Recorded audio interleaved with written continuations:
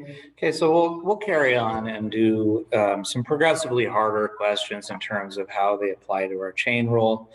Um, so hopefully just doing a bunch of examples would be helpful to people. So I thought I'd start off with y is the secant of 3x plus 1. And of the trig functions, to me, the two that I don't like the most are the secant and the cosecant. They just have the most complicated derivatives. So you want to remember that the derivative of a secant is a secant x tangent x, and the derivative of a cosecant is a negative cosecant x cotangent x. And a lot of times we don't articulate that x part, we just say secant tangent or cosecant cotangent, but it's intended to be there.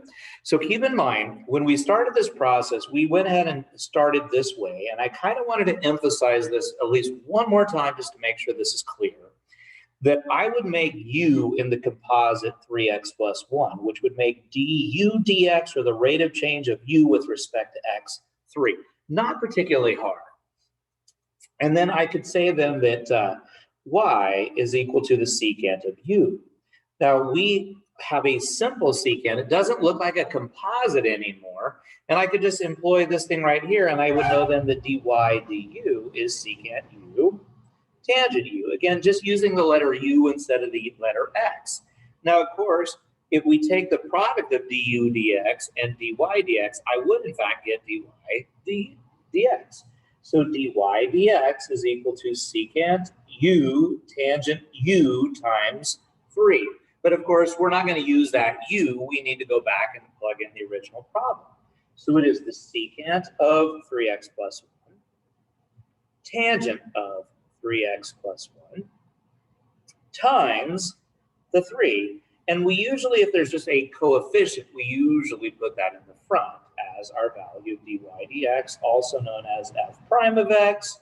We have all these different ways of expressing that that's what we want. But the reality is, what we talked about in class is you could have just said, well, let's put our finger over this thing, and the derivative of a secant is secant of stuff times the tangent of stuff, where stuff is 3x plus 1. And then, now that we've done the stuff, we take the derivative of the portion inside, which we know to be the number 3. So obviously, most math students and most people that are trying to do math are going to avoid some of these pieces because we can usually just write the thing right down very, very quickly. But this is actually a good thing just to be aware of. I think I left my last video off at number 10, so I'm going to call this one number 11. Now, so let's just go ahead and play that game. If instead we had, say, the cosecant of x squared minus 5x, something like that. Very, very easy. I don't think I want to do the u version. I think I want to go straight at it. So keep in mind that the derivative of a cosecant is a negative cosecant cotangent. And we're going to leave the entire pieces alone. So the derivative of cosecant is cosecant cotangent, but then I have to go ahead and take a derivative of that inside piece right there, which would give me a 2x minus 5. And again, we might want to put that in front, but again, that's a matter of preference. This is a perfectly reasonable answer. Go a little bit further. Number 13. How about y equals e to the tangent of x? Well, a nice thing just to remember is that the derivative of e to the x is just e to the x. So in a composite, if we kind of put our finger across that, the derivative of e to the stuff is e to the stuff. But then, what is the derivative of the tangent? Well, that part is secant squared. So again, it seems like it might be a really hard problem. It's actually pretty straightforward. Number 14. How about y equals 5x plus 1 to the 2/3 power? Okay, so again, if we put our finger over this thing again, the inside piece, the derivative would be 2/3 times all of this stuff to the negative 1/3.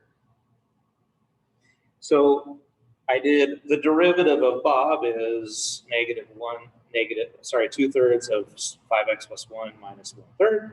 And then I have to take the derivative of this inside part, which sometimes I call dbob. And there we go. So I got 10 over 3, and it is a cube root of 5x plus 1. Hopefully that's not too difficult. Now, some of the problems can get very, very difficult, and I did really think hard about whether or not I would want to show you this particular problem, because it does get a little bit on the obnoxious side. So number 15 is a problem that I personally think might be a little bit irritating, because this is a composite, but it's a composite combined with a quotient, which makes it a little bit tough. There's a lot of stuff going on there.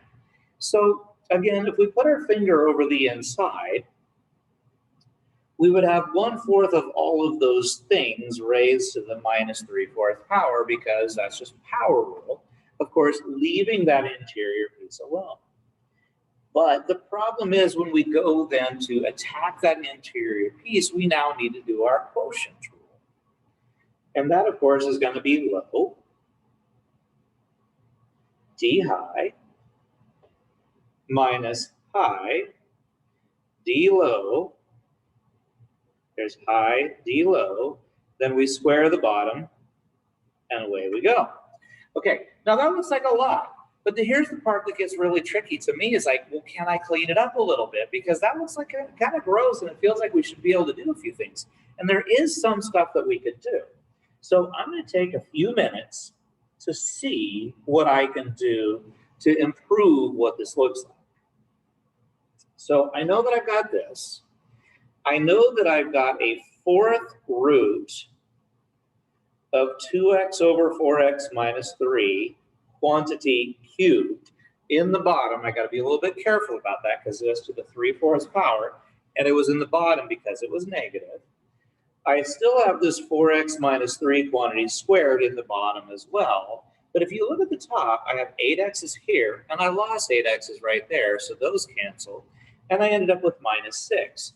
So the entire numerator actually canceled out quite a bit to just being 1 times negative 6, which is, of course, negative 6. Well, when I got to here, I was like, well, I don't know, maybe I could do a little teeny bit more. It's a little bit tricky.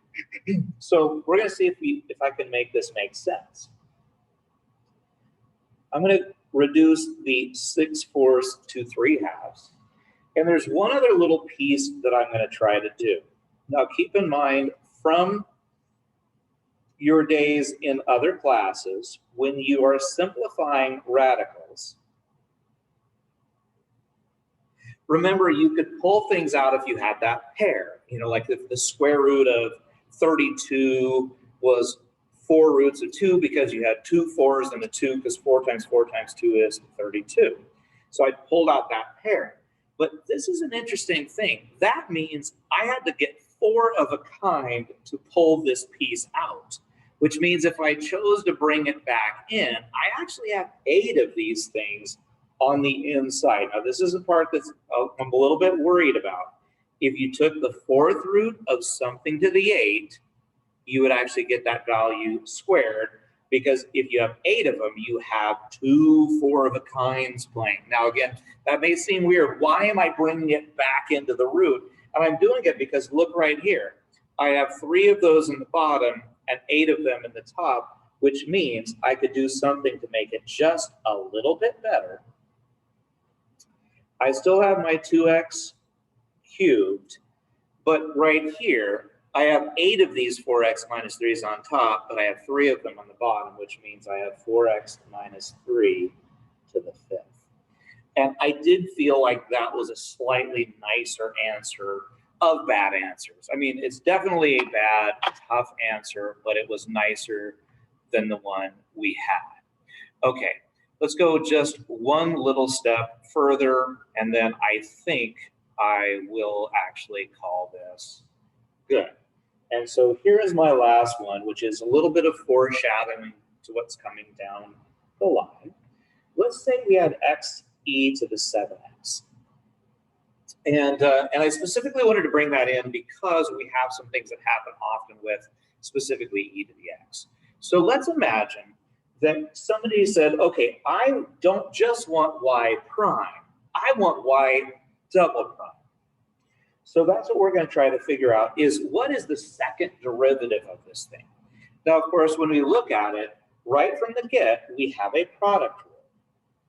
So there's f, there's g. So keep in mind, what I want to do is I want to find f prime g plus g prime.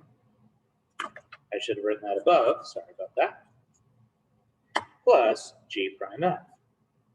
Here's g prime, here's f. Okay, so let's see. F prime is 1. G is e to the 7x. Plus g prime. Now this is where we got to be careful. That's e to the 7x times 7. There's where the chain rule popped up.